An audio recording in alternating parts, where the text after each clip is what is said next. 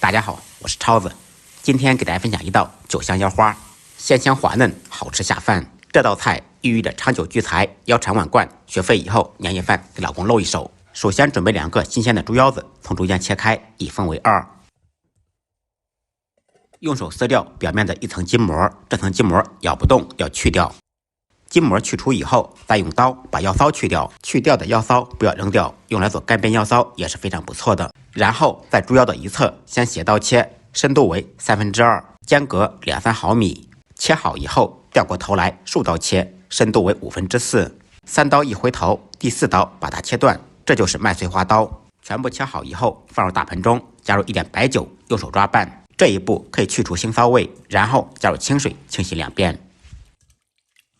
洗净以后，彻底控干水分。着急做的话，可以用干净的毛巾把水分吸干。控水的腰花再次放入盆中，加入胡椒粉、一点点生粉，抓拌均匀。我们先简单的给它上个浆，这样做出来更加脆嫩。接下来准备配料和小料，一小把韭菜清洗干净，切成长段。切好以后放入盘中备用。少许姜片、蒜片。不能吃辣的同学，放2个小米辣锻炼一下，切成小圈。为了防止炒制的时候手忙脚乱，我们提前兑一个料汁。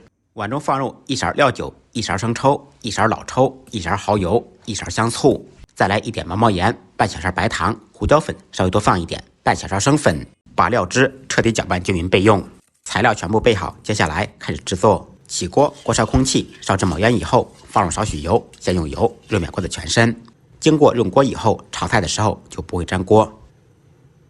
把油烧热，烧至冒烟以后，放入上浆的腰花。炒腰花时，油温要高，锅要热，火要大，尽可能的减少炒制的时间，这样做出来才会脆嫩。炒制腰花稍微变色以后，放入蒜片、姜片和小米辣，继续开大火煸炒。开大火在锅中煸炒几十秒钟，把腰花炒至全部变色，炒至断生。